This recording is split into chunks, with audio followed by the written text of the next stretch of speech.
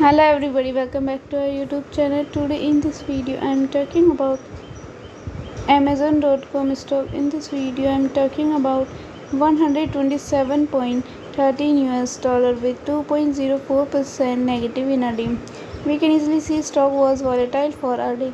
The volume of stock was recently not all-time high, so the fundamental stock is not better for today. Before buying and selling the stock, please consult your financial advisor. Today's video is done.